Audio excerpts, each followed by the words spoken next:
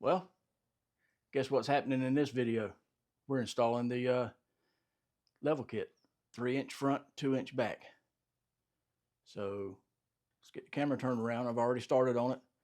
Not going to be able to record me actually doing it because I don't have the right tripod and everything will just be in the way. So, and I don't have a person here to video me as I'm doing it.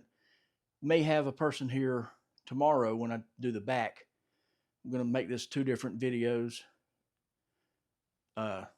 doing the front and then doing the back. But of course, I'll show you and explain what to do. This is not a how-to, it's just showing you what I'm doing. So let's get into it. It's going to be a good one.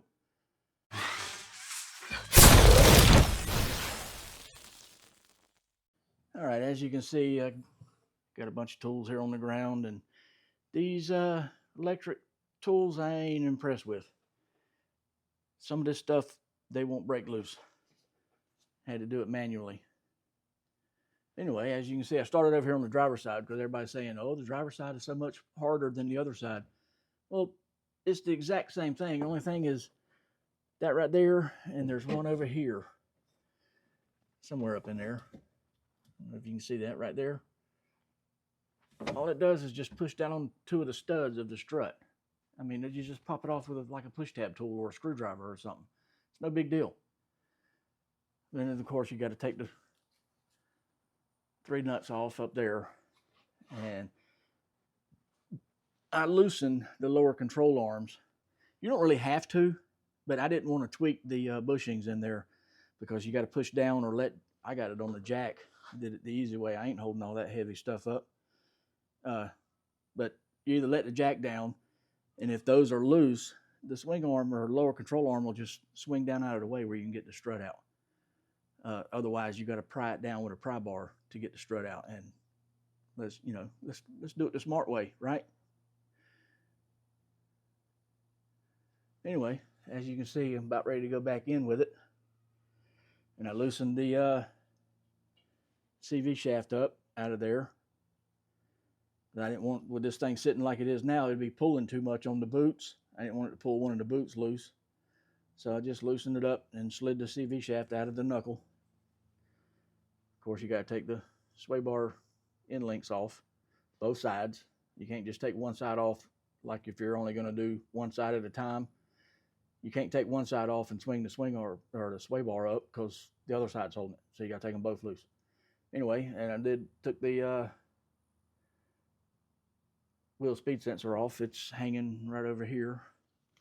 You can see the wire, it's right here, and I just tucked it in the frame right there to hold it up out of the way so I don't mess it up.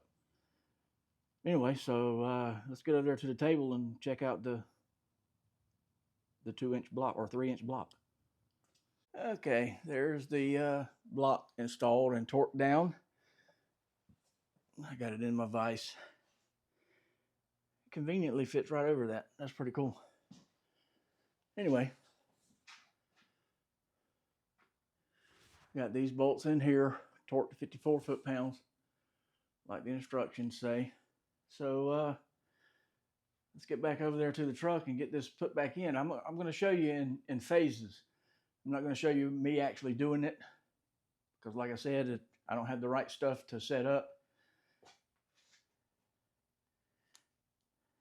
Anyway, like I said, I don't have the right stuff to set up to film this by myself.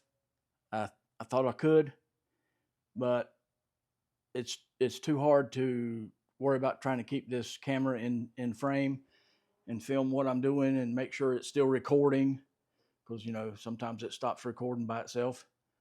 And plus, I don't want to get the camera all dirty and greasy and everything if I have to move it or whatever. So I'm going to show you in phases.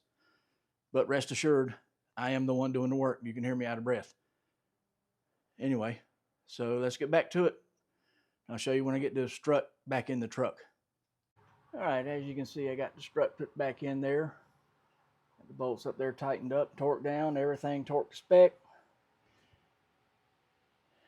Everything is good to go, and I got it jacked up to ride height, which was just before it was coming off the jack stand, and then I went ahead and tightened everything down. It's got to have an alignment anyway. So just wanted to show you, got everything routed. The ABS wire and everything routed back around. It's kind of tight though. Might do something to loosen that up a little bit, but anyway, I got it in. And I can tell you right now, it is a pain in the butt to get that bottom bolt back in, the bottom strut bolt. Obviously with the block on it. Just a factory strut's easy to put in and out. Anyway, now we got to move around to the other side, right, and get it done. All right, as you can see, like I said, I had to unhook the sway bar end link so I can swivel it up out the way. I still haven't put that on the other side because I still got to do this side strut. But this is the factory strut. Fixing to get into this and take this all apart. So let's do it.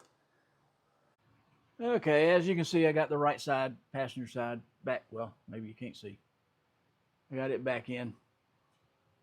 Still got to tighten up the top strut nuts, nuts. But everything else is in. This side was a pain in the butt, but I cheated a little bit from the way I did the other side. I used my strut compressor, spring compressor in there and took some of the tension off of it to be able to get that bottom shock bolt or strut bolt in. Severe pain in the you know what. Okay, well, I got the leveling kit installed. Actually, only half of it. I'm kind of glad I started in the front. I really didn't necessarily want it to lift the truck. I wanted it to level the truck, raise the front up, even with the back, you know. So, guess what? I didn't have to install the rear. I put the 3-inch in the front and it raised it up. I think it was like 36 something, almost 37. And now it's right at 40. So it raised it up 3 inches and now it's level. And I'll try to put some pictures, before and after pictures, and maybe a couple of me actually working on the truck that my wife took that I didn't even know she took. But anyway, it leveled it out. I got the alignment on it. It's a lot better. It's awesome. It don't do that nose dive anymore. It's level. Now all I got to do is come up with some money to get the little bit bigger tires on it. I think what's on it now is right at 32s. I don't know if I'm going to go with 33s. I think 35s will fit, but I just want to get away from the street tread, you know, like a car tire. I want to get like a mud grip tire or something, all-terrain tire, whatever, something better than what's on it now. What's on it now is like a street tire. Anyway, that's all I got for this video. Hope you liked it. Guess what? I still got these, so that project's still coming up. Hopefully I'll be able to film it because I can set the camera under the truck and film it, you know, me taking the muffler off and all, doing the muffler delete. I couldn't really film doing this because I didn't have anybody to film it, and it's not like it was up on a lift where I could have a tall tripod and show inside the wheel well. And by the time I get in there in the way, you wouldn't be able to see me anyway too much. So I didn't try to film it in the wheel well. It was all you'd be doing is looking at the back of my head or the back of my back or whatever. I'd be blocking what I was doing. So anyway, hopefully I'll try to get a little bit better on filming the repairs when they come up that I need to do. So anyway, hope you liked it. Thanks for watching. I'll see you in the next one.